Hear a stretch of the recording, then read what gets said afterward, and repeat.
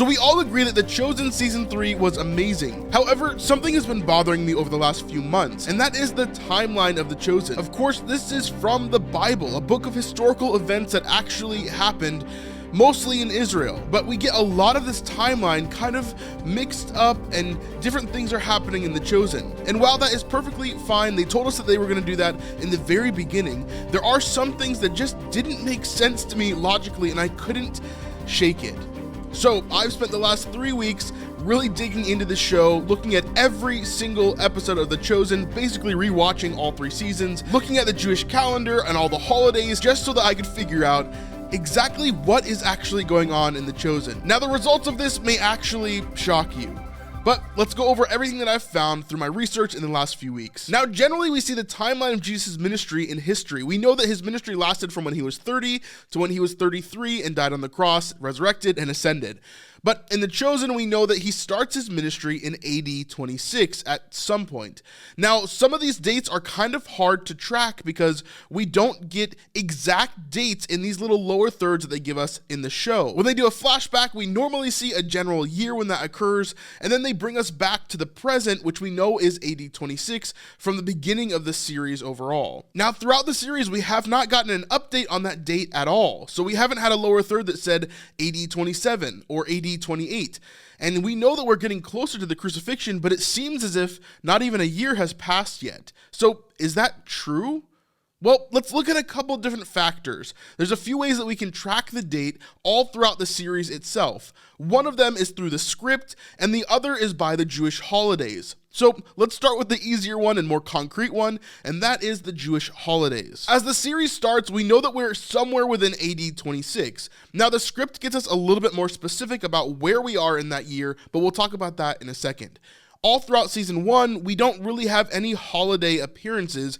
You know, we see a Shabbat, but other than that, we don't really see any celebrations or feasts or anything like that. That is until season 2, episode 4, which we know as the Pool of Bethesda episode, where we meet Simon the Zealot and Jesse, and it's an amazing episode. But one of the biggest points of this episode is that they're celebrating the Feast of Booths, or Sukkot. Now, just like our holidays that we celebrate all around the world, these holidays happen at specific times of the year. So this gives us almost an exact date in AD 26 that we would see them celebrating Sukkot.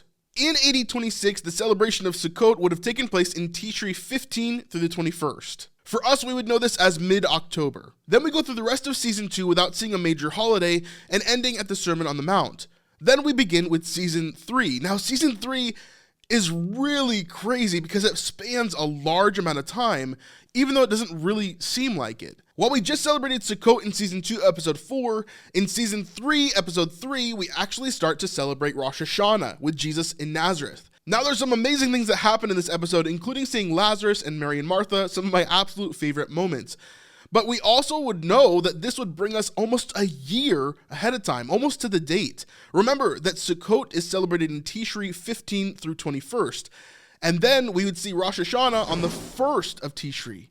But that would be the next year, and almost the end of the next year. So there must be a year that's missing in between there, so we'll check that out when we get to the script. While I don't mind The Chosen changing around events and moving timelines, it seems like a bit of a stretch to move the entire calendar around, so I'm assuming that a year would have passed somewhere within here. So that time jump for Rosh Hashanah would have put us in AD 27 now. And then there's no more holidays until season 3, episode 7, where we begin the episode celebrating Purim. This is a celebration of the book of Esther and the escape of the Jews from the evil hands of Haman. 13th day of the month of Adar.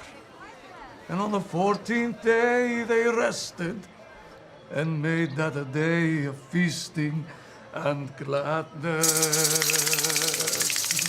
Therefore the Jews of the villages hold the 14th day of the month of Adar as a day for gladness and feasting, as a holiday. Now, we know that this would take place on 2nd Adar, 14th and 15th, but this would actually move us to AD 28 as well. So that means that over 2 years has passed since the beginning of the series overall. That's a long time. So does the script agree with this or disagree with this? I went through every single episode of The Chosen, dissecting the script and trying to figure out how did all of this time pass? Because for me, it didn't feel like it had been that long, and it seemed as if there had been time frames in which they had told us were shorter than what they actually were. So let's take a look at the script. Let's take a look at some of these points where the characters actually talk about timelines and see exactly how long The Chosen actually has been going on. So have grace with me here as I go through the script and talk about all of these episodes. There are some things that I just don't have the answers for because it's not explained within the show. But there are some things that we definitely have answers for, and I think that we can come up with a conclusive time frame within The Chosen itself just through the script. As we begin the series with Mary Magdalene, we see a flashback and then a present-day version of her in AD 26. Now this gives us a clue as to what year we're starting in, and that's where we started everything with the holidays. But in the script, we can actually see exactly what month this is, or at least pretty close, because of what Matthew says in season 2, episode 1. He says, "It was the 4th morning of the 3rd week of the month of Adar, sometime during the 2nd hour." It doesn't have to be precise. Why wouldn't it need to be precise? Now in this scene in season 2, they are talking about the first time that they met Jesus or when they were called by Jesus. And I believe Matthew is talking about the date specifically when he is called by Jesus from the tax booth. But he also could be talking about potentially when the fish were caught and when he saw Jesus for the first time. So I'm not exactly sure what he's talking about here, but it doesn't really matter at the end of the day, since it gives us a pretty precise time frame to go by as we're tracking backwards. So if we're tracking backwards from the point that Matthew was called from the tax booth, that puts us near the beginning of the month of Adar. And most of season 1 is going to happen within that month of Adar. This brings us to episode 7, which really gets us to the start date of what Matthew gives us in season 2, episode 1. However, we know that episode 7 starts directly after episode 6 because Mary says, "I want to apologize for yesterday." I wanted to apologize for yesterday. For what? I was trying to help those people get closer to the sound of your voice. I had no idea they would open the roof and disrupt your teaching. And we also get the timeline for the rest of this episode in this conversation as well, as Jesus says that he has plans for dinner tomorrow night. I have made plans already for tomorrow night. Plans. Yes, spread the word. A dinner party in the Northern District.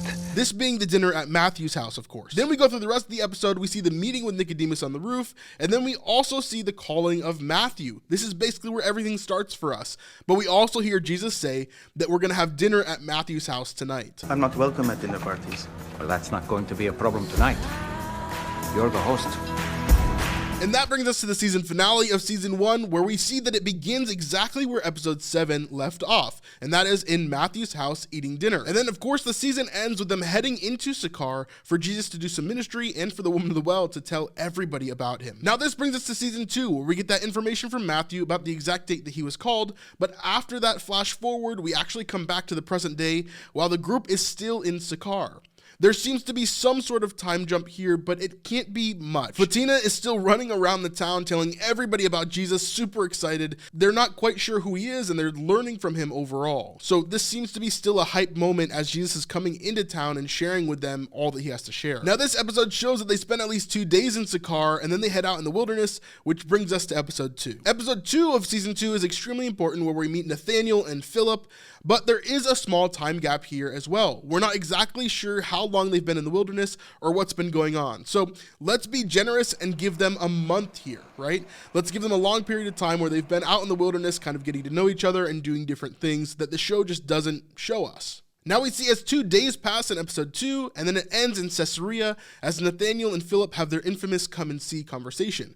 Then the end of the episode ends with Jesus calling Nathaniel to follow him. An amazing end. And in the final part of the episode, Simon and Andrew walk in and invite Jesus to come and heal people in Syria because that's where people are gathering to see him. Now to get to Syria, depending on where they are in that area, it would take 2 to 3 days to walk there. So let's assume that it's going to take 2 to 5 days in order for them to walk to that general location. Now we see in episode 3 of season 2 that we begin with this massive one shot of everybody starting in line and everybody's getting ready. The disciples are kind of organizing everything for this healing and everything that's going on with Jesus healing in the tent.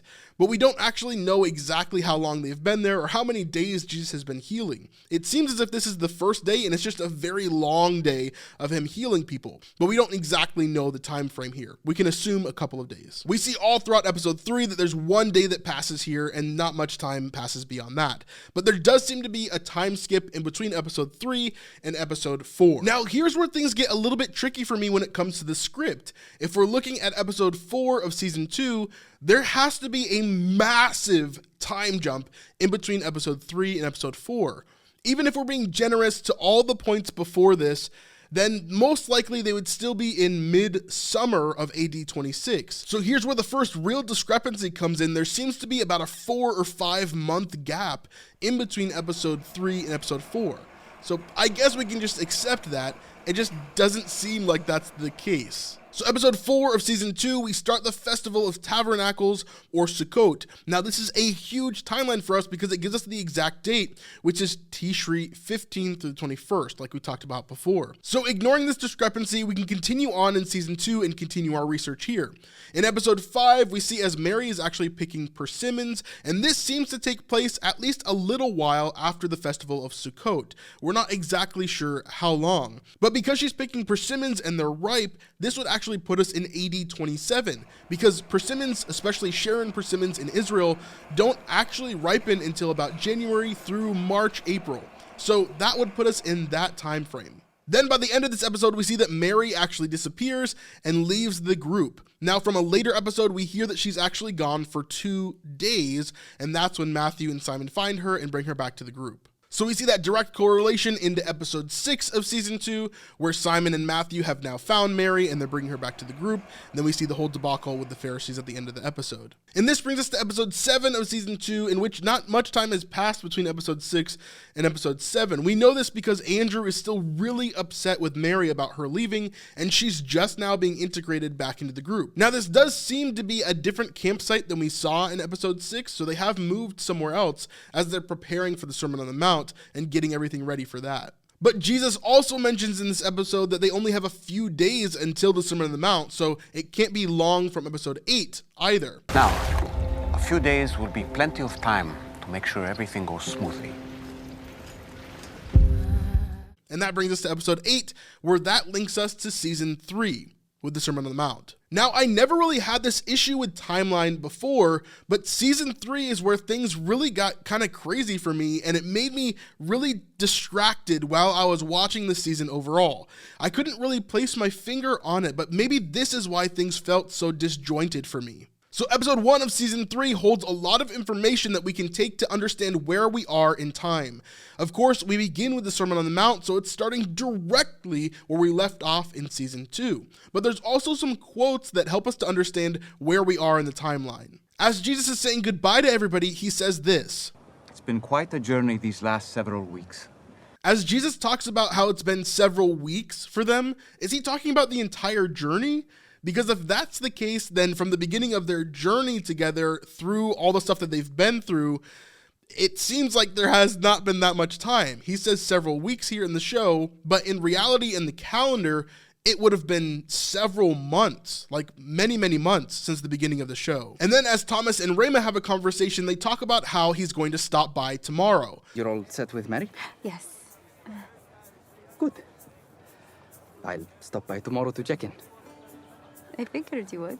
This conversation makes me assume that everybody arrives in Capernaum on that same day, because they said that they would see them tomorrow after they've gotten settled into their new homes. This also offered up some questions for me, like why didn't Thomas travel with John and James from the Sermon on the Mount, since it was right there? There's no way that he could have gone home and then gone to meet John and James. Maybe he went and picked up supplies or something, but this was another thing that didn't really make sense to me in this frame. And also, I've talked about this before, but the travel time between Machaerus and Capernaum and the Sermon on the Mount would have been very much longer than it is in the show. It seems as if Andrew's teleporting back and forth and in between and having no travel time, or at least very little travel time, since there's only one day that passes in between the Sermon on the Mount, everybody getting home, and then eventually Matthew going back to his family the next day. Now we see as about a day and a half passes in episode 1 of season 3, bringing us to episode 2. Now we know that episode 2 starts off exactly where episode 1 left off, because we see as Matthew is in his house,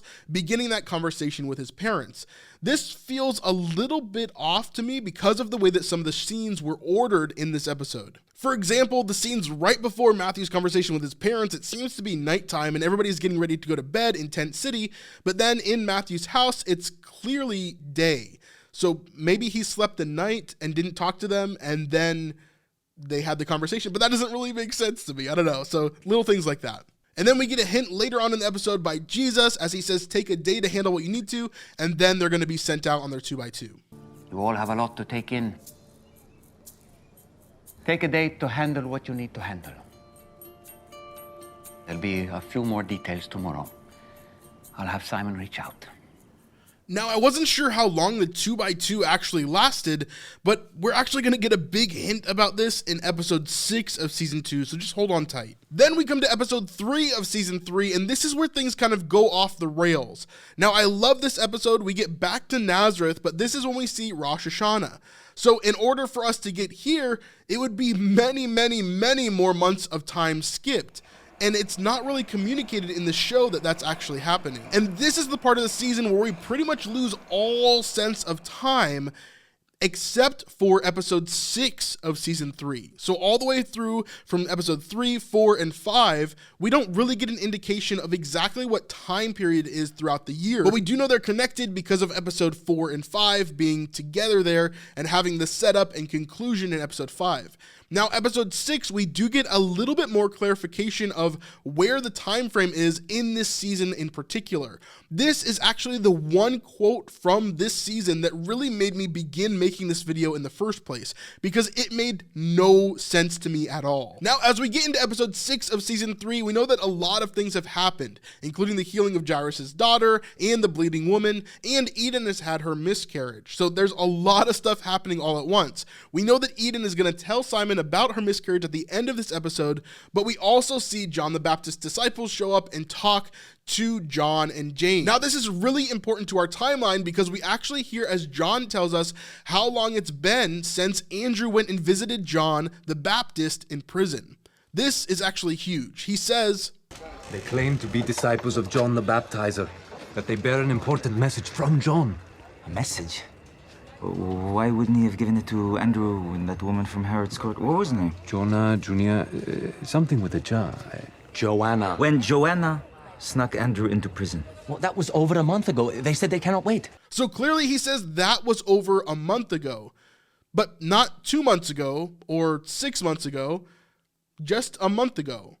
So somewhere in between 4 and 8 weeks. Now, Andrew visited John the Baptist in jail back in episode 1. So if we're granting 8 weeks of time in between that over a month period, then that would mean that within that 8-week period, we had to include all of Rosh Hashanah and everything that they've gone through season 3 so far. So that's a very limited amount of time. And it really breaks going into the next episode because it's insinuated that episode 7 is clearly right after episode 6, because we see as Simon is extremely upset about this news that he's heard from Eden. So while we could say maybe a couple days would have passed, there's no way that there's months and months and months of time in between episode 6 and episode 7, because it's not clearly told to the audience, and it just seemed really weird story-wise to have that be the case. And yet, due to the Jewish calendar, it kind of is the case, because Purim is what starts in episode 7, and this holiday takes place months and months and months after Rosh Hashanah and after everything that's happened in season 3. So the timeline really doesn't make sense within the script of the story itself. So I understand that this is a little bit confusing, so let me explain it with the timeline right in front of us so that we can all understand. As far as we know, running through the script, we see that the Sermon on the Mount and the time that Andrew goes to see John the Baptist in prison is in the beginning of AD 27. So that should be February, January, March, April, somewhere in there, somewhere in that time range. But it looks as if time is just skipping all over the place. And so as we get into AD 27, we fly down to Rosh Hashanah, which is in September, October, and then we fly down to March of AD 28. After that, getting to Purim. This is really the biggest piece of cognitive dissonance for me, since John tells us that going to Machiris for Andrew was a little over a month ago, but then also we're seeing that over a year has passed since episode 1 of season 3. So those two things don't line up for me, and it makes it very confusing to follow the timeline. And then ending off season 3, we also see that episode 8 is tied to episode 7, as Simon runs up to the group and the episode begins. They spend a few days out in the field as they're feeding everybody and preaching to everybody, and then the walking on water and all of that happens at the end. So that's my timeline overall. It really seems as if the entirety of the series altogether, really generously, would have taken about 20 weeks, maybe. And so for me, this was the huge disconnect that I had in season 3. And I'm not making this video to trash on The Chosen. I'm not making this video to upset anybody or anything else. There's just a cognitive dissonance that I had while watching season 3, and I could not figure out why. Why was I feeling this huge disconnect between the characters and the timelines and everything that's happening? And I think this is the reason why. So much time is passing in a way that time doesn't naturally pass. And the characters are contradicting what the calendar is saying. The calendar is saying that 5 or 6 or 8 or 10 months have passed, when the script is saying, well, no, only a month has passed, or a few weeks have passed, or that was yesterday. So it just seems a little bit off to me in the way that we're supposed to be experiencing time within the show. Am I saying that this hurts the show for me? No, not really. This is just my nerdy way of looking into all this stuff, and I never would have looked into any of this had it not been for The Chosen, so thank you for that. But for me, it is a little bit of an issue when I have to figure all this stuff out and it's not just told to me. Why haven't we seen a lower third at least with AD 27 and then AD 28? Because by this time in the show, we should be about 2.5, 2.25, 2 and a couple months, years into Jesus' ministry, which would mean that season 4 is the last year or the last section of Jesus' ministry on earth. And that season 5, we know that is Holy Week, so we kind of have a time frame blocked off there. I think that The Chosen will get more and more accurate with their timing as they get closer to these really strong historical events. But I think adding in so many of these different holidays, I know that we probably wanted to add them in, but there wasn't a great explanation for the time periods that would have happened in between. At least not that I can see. If I'm really mistaken, let me know in the comments and help me to understand exactly what's happening here. But from all the research that I've done, like I said, I spent nearly 3 weeks on this video. So I've done a lot of research and I've looked at basically every single scene of every single episode of The Chosen over and over again, trying to figure out how this works and what the actual timeline would be. But it doesn't seem to really match up for me. What are your thoughts on this? Do you wish that The Chosen had stuck to a tighter timeline, or do you not really care? Did you feel like season 3 was disjointed like I did, or were you perfectly fine with it and everything was just a 10 out of 10, absolutely perfect? Let me know. As always, I'm entitled to my opinion just as you're entitled to yours, and I'd love to hear it in the comments down below. Thank you guys so much. I hope you enjoyed this video, and we'll see you on the next one. Peace.